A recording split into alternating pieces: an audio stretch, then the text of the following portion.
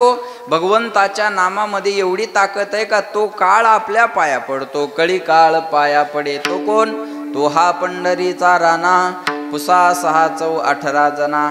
तो पंढरपूरचा राजा आहे, हे मी सांगत नाही। पुसा म्हणजे विचारा, ज्ञानदेव पुसे निवृत्तीसी चाड। पुसा म्हणजे विचारा, काही काही गोष्टीचा अर्थ लागत नाही बघा। एकानं असं सांगितलं, पेरणीचे दिवस होते म्हणे आणि निवृत्ती महाराजाला पेरायचं होतं आणि चाडच सापडन। मग माऊलीला पेरायचं, मग निवृत्तीनाथाला विचारलं, ज्ञानदेव पुसे निवृत्तीशी चाड। असं ते चाड नाही बरं का, ते चाड नाही। पुसा म्हणजे विचारा, बरोबर आहे, बरोबर आहे। ज्ञानदेव पुसे निवृत्तीशी चाड, गगनाहुनी वाढ नाम आहे, तसं पुसा म्हणजे विचारा। 6 चौ 18 जना, 6 म्हणजे 6 शास्त्र, चौ म्हणजे 4 वेद आणि 18 जन म्हणजे 18 पुराण। हे माझं मत नाही, 4 वेद 6 शास्त्र 18 पुराणाचं हे मत आहे। कीर्तनात माणसानं स्वतःचं मत मांडू नये। आमचे गुरुवर्य स्वामीजी सांगतात, कीर्तनात वेदाचं मत मांडावं, पुराणाचं मत मांडावं, शास्त्राचं मत मांडावं। पहावे पुराणी विचारोनी। महाराज स्वतःच्या मताचा कधी आग्रह धरत नाहीत। स्वतःचं मत माणसानं बायको पुढं मांडावं। ऐकलं तर नशीब समजावं, नाही तर दिल्या घरी सुखी राहा म्हणावं, बरोबर आहे ना? आपल्या मताला किंमत आहे का सांगा? आपल्या मताला काय किंमत आहे महाराज सांगा? कीर्तनामध्ये पुराणाचं, वेदाचं, शास्त्राचं मत मांडलं पाहिजे। म्हणून महाराज म्हणले, पुसा 6 चौ 18 जना। हे 4 वेद 6 शास्त्र 18 पुराणाचं मत आहे। कोणी म्हणाला आम्हाला त्याचे पोवाडे गायला जमत नाही, मग आम्ही काय करावं? म्हणले चिंतन करा। मग त्याचा परिणाम काय? चिंतिता जयासी भुक्ती मुक्ती कामारी दासी। त्या भगवंताच्या नामाचं चिंतन केल्याच्या नंतर भुक्तीनाम भोग आणि मुक्तीनाम मोक्ष। भोगही मिळतं आणि मोक्ष मिळतो, ही ताकद आहे बरं का भजनामध्ये। ध्रुव बाळाला 36,000 वर्षापर्यंत राजवैभव भोगायला सांगितलं आणि राजवैभव भोगल्याच्या नंतर कंटाळा आल्यावर आढळपद दिलं। म्हणजे परमार्थामध्ये ही ताकद आहे, नामामध्ये ताकद आहे। भोगही मिळतात देवाच्या नावानं आणि मोक्ष सुद्धा मिळतं। मग महाराज म्हणले, भोग आणि मोक्ष एकत्र मिळवायचा असेल तर त्याच्या नामाचं चिंतन करा। कोणी म्हणाला आम्हाला भोगही नको आणि आम्हाला मोक्ष नको, आम्हाला वैकुंठाला जायची इच्छा आहे, मग काय करावं? महाराज म्हणले, वैकुंठाशी जावे तुका म्हणे ज्याच्या नावे। वैकुंठाला जायचं असेल तर त्या भगवंताचं नाम घ्या। त्याचं नाम घेतल्याच्या नंतर दुर्लभ असणारं वैकुंठ सुद्धा सहज आणि सुलभ मिळतं। तो हा पंढरीचा राणा, पुसा 6 चौ 18 जना, असा अभंगाचा माझ्या बुद्धीप्रमाणे सरळ अर्थ आहे। विठाला विठाला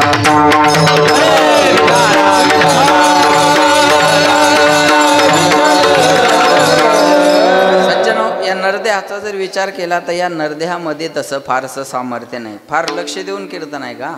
या नरदेहाचा जर विचार केला तर या नरदेहामध्ये तसं फारसं सामर्थ्य नाही। पशु का होत पन्हैया, नर का कछु नाही होत। एखादं जनावर जर मेलं तर त्याच्या कातड्याची चप्पल आपल्याला आपल्या पायात घालायला मिळते, पण हे जर जनावर गेलं तर याचं काहीच उपयोगाला येत नाही।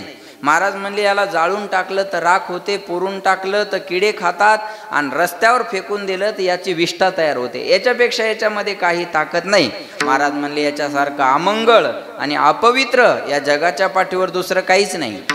या शरीरासारखं अमंगळ आणि अपवित्र शरीराईसे, नाही अपवित्र शरीराईसे।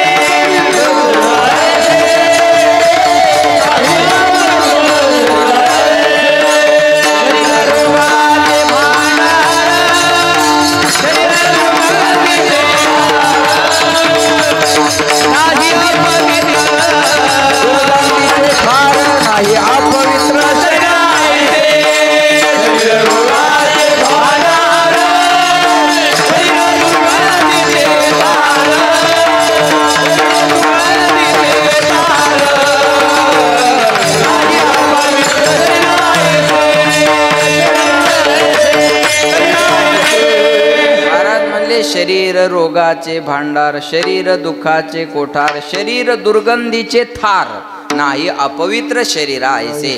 या शरीरासारखं अमंगळ आणि अपवित्र या जगाच्या पाठीवर काही नाही। 2 दिवस आंघोळ करू नका, आपल्याला करमत नाही।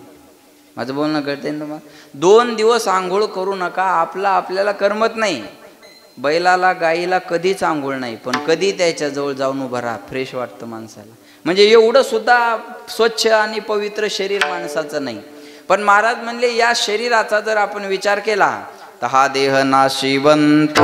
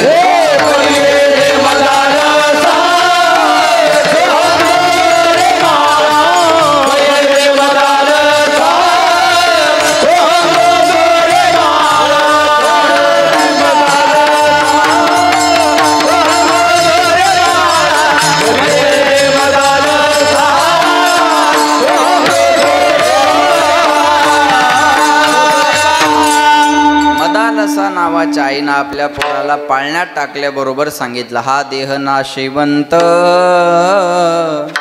मळमूत्राचा बांधा वरी चर्म घातले रे कर्म कीटकाचा सांदा रव रव दुर्गंधी रे आमंगळतीचा बांधा स्मरे त्या हरिहारा शरण जाई गोविंदा परिये दे मदालसा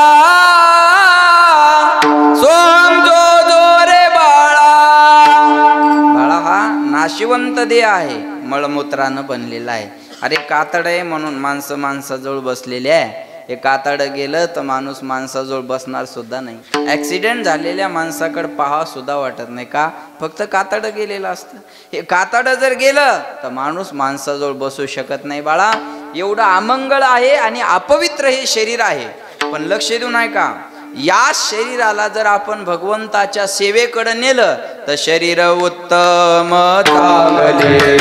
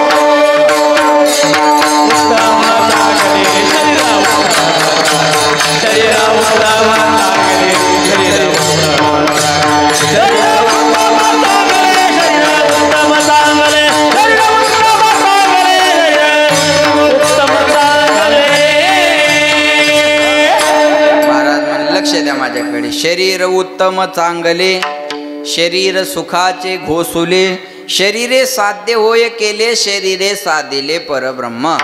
महाराज काही सेकंदापूर्वी तुम्ही आम्हाला सांगितलं की शरीर अमंगळ आहे आणि अपवित्र आहे आणि दुसऱ्या मिनिटाला असं म्हणता की शरीर उत्तम आहे आणि चांगलं आहे. मग तुमची डबल इंजिनची गाडी आहे का? कीर्तनाकडे बी येतील गौतमीकडे बी जाती. हा काही डबल इंजिनच्या गाड्या असतात ना, बरोबर आहे का नाही सांगा. तुमची डबल इंजिनची गाडी आहे का? काहीतरी एक ठरवा ना. असं म्हणता यांच्या बरोबर जायचं नाही आम्हाला, हिंदुत्व नष्ट होतं, आणि दुसऱ्या क्षणाला म्हणता विकासाच्या मुद्द्यावर जायला अडचण काय. हे असं डबल इंजिनची गाडी काय हो तुमची महाराज. नाही महाराज म्हणले माझी गाडी डबल इंजिनची नाही, मी बोलतो ते खरं आहे, मी ठाम आहे त्या मतावर, माझा या आंदोलनाशी संबंध नाही, मी ठाम आहे. लक्षात आलं का? हा, माझ्या मतावर मी ठाम आहे. शरीर अमंगळ आहे, अपवित्र आहे, याच्यासारखं अमंगळ या जगाच्या पाठीवर दुसरं काही नाही. आणि शरीर उत्तम आहे, चांगलं आहे, याच्यासारखं या जगाच्या पाठीवर दुसरं काही नाही. ज्यांना नरदेहाची किंमत कळाली ते म्हणतात या जन्मावर या जगण्यावर शतदा प्रेम करावे. वैतागलेले म्हणतात यमा चिठ्ठी कुठं हरवली, का मरतो जग ना, चांगलं आयुष्य आहे, गॉड गिफ्ट आहे, चांगल्या चांगल्या स्वर्गीच्या अमर इच्छिताती देवा, मृत्यू लोके व्हावा जन्मामा, या मृत्यू लोकात जन्म मिळावा म्हणून देवाधिक अपेक्षा करतात आणि मरतो कशाला. महाराज म्हणले शरीर अमंगळ आहे, अपवित्र आहे, आणि शरीर उत्तम आहे आणि चांगलं बी आहे. उदाहरण सांगतो, माया हो तुम्ही बोला, चुलीवर तुम्ही तूप लोणी कढवायला ठेवलं आणि तूप बनवायला घेतलं, ऐका बरं का माया, मग ते लोणी तूप कढवत असताना, लोणी कढवत असताना तूप तयार झालं, ऐकताय ना माया हो, तूप तयार झालं आणि ते जर चुलीमध्ये सांडलं तर ते काय झालं, वाया गेलं, बरोबर आहे. ते चुलीत सांडलं तर काय झालं, वाया गेलं. आणि बनवलेलं महाराजा संकिलो भर दिलं तर उपयोगात आलं ते, बरोबर आहे का. लक्ष द्या माझ्याकडे, लक्ष देऊ नाही का. चुलीत सांडलं तर वाया गेलं आणि एखाद्याच्या पोटात गेलं तर ते चांगलं झालं, बरोबर आहे. तसं शरीर अमंगळ आहे, अपवित्र आहे, पण कोणतं, जे भजनाविना राहिलं ते. आणि शरीर उत्तम आहे, चांगलं आहे, कोणतं, जे भजनाकडं आलं ते. हरिपाठ कीर्ती मुखी गाय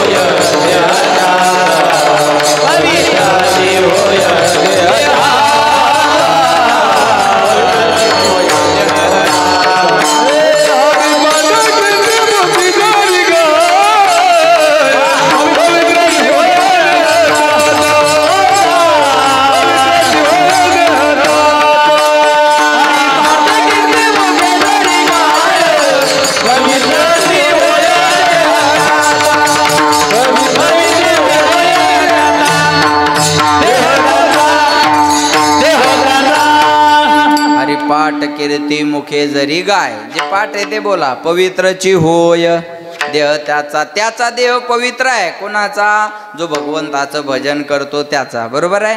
महाराज म्हणले पवित्र सोहळी एक तीच भूमंडळी, ज्यांचा आवडता देव अखंडित प्रेम भाव. पवित्र ते महाराज पवित्र तो देह, वाणी, वाणी म्हणजे तोंडा, हा, नाही तर तगेच जातीकडे जासान. वाणी काही काही प्रमाणाचा अर्थ कळत नाही माणसाला, लोक सरळ सरळ तुकाराम महाराजाचे प्रमाण वापरतात.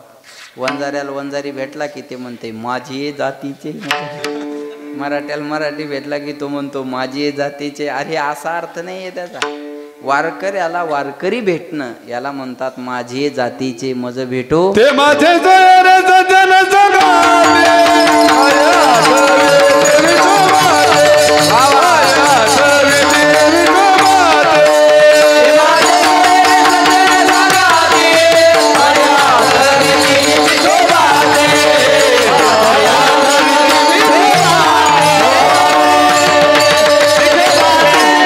माझे सोयरे सज्जन सांगाती, कोणते, पाया आठविते विठोबाचे.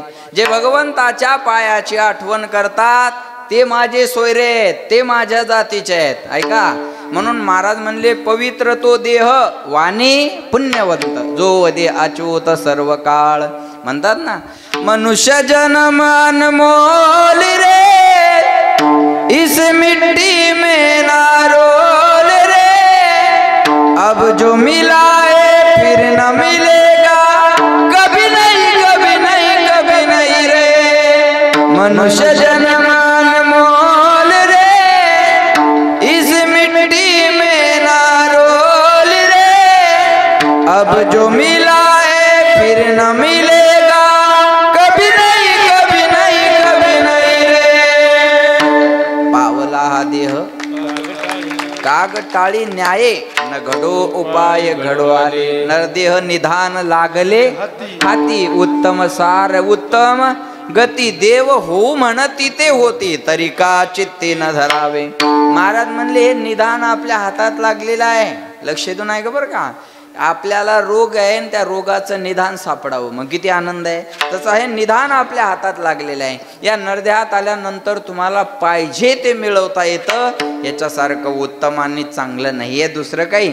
पण याला जर भगवंताच्या चिंतनाकडे नेलं नाही तर नाही तरी गेला देवमाया, ओ, नाही तरी गेला देवमाया,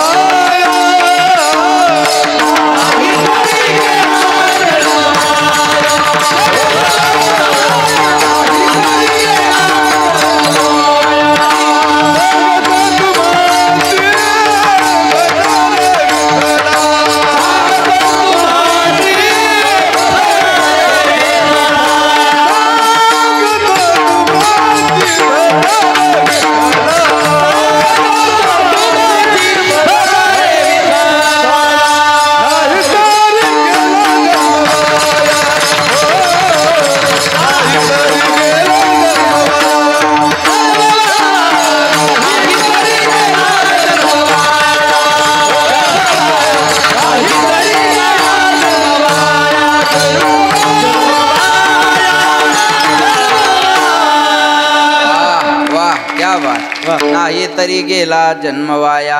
जन्म वायाला जाईल. मोबाईल असून पाहायचा नाही मग फायदा आहे त्याचा. वाया गेला ना म्हणतो काही फायदा आहे का. एवढे पैसे देऊन घेतला आणि पाहायचा नाही म्हणल्यावर आहे का. तसं नरदेह आपल्याला मिळालेला आहे. महाराज म्हणले भजनाकडं नाही आणला तर तो वाया गेला ना. जी वस्तू ज्यासाठी आहे त्यासाठी त्याचा उपयोग झाला पाहिजे. जरा लक्ष द्या माझ्याकडे. हा एक हिंद केसरी पैलवान होता आणि ते कुस्तीचा फळ जिंकून गावाकडे येत होता. गावाजवळ जवळ आल्यावर त्याला 2 चोरांना अडवलं. कोणाला. हिंद केसरी पैलवानाला अडवलं आणि मारलं. त्याच्याजवळचे पैसे घेतले, ट्रॉफी घेतली, कपडे अंगावचे काढले, दिला हाकलून घराकडे आला आणि दार वाजवलं. बायकून दार उघडलं. म्हणे माय तुमचे हे हाल कोण केले. ते म्हणे इथं आलतो ग लवनाथ. आपल्या इकडं नवनाथ असं लवनाथ म्हणतात ना आपल्या इकडं आहे का. इथं आलतो म्हणे लवनाथ. इथं आल्यावर 2 चोरांना अडवलं म्हणे मला मारलं.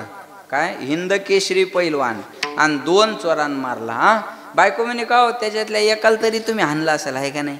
असं पागल सारखं बोलू नको म्हणे. मै कुस्ती लावायची म्हणजे 51,000 रुपये द्यावं लागतात. चोरा संग फुकट कुस्ती खेळा येडाय काय मी. हा मग काय मार आता मला सांगा. वाया गेली का नाही ही ताकद. काय फायदा आहे सांगा. एक असंच गावाकडे येत होतं त्याला 2 चोरांना अडवलं आणि मारलं. आणि घरी आल्यावर बायको म्हणे अहो तुम्हाला चोरांना मारलं काय. म्हणे हो. म्हणे पैसे घेतले म्हणे, मोबाईल घेतला, घड्याळ घेतलं, आजचं आलेलं पाकिट बी आणलं. हा ती म्हणे मग बंदूक होती ना तुमच्याजवळ. अहो लपून ठेवली होती म्हणे नाही तर ती बी नेली असती. हा तुला काय टिकल्या वाजवाय दिली का बंदूक. काय फायदा आहे का त्याचा सांगा बरं. जी वस्तू ज्यासाठी त्यासाठी त्याचा उपयोग झाला पाहिजे ना. नाही तर त्याचा काय फायदा आहे का मला सांगा. काही फायदा नाही. तसं महाराज म्हणले नरदेहात आल्यानंतर जर भजन नाही झालं तर या नरदेहामध्ये जन्मा येऊन केले काय. जन्मा येऊन केले काय.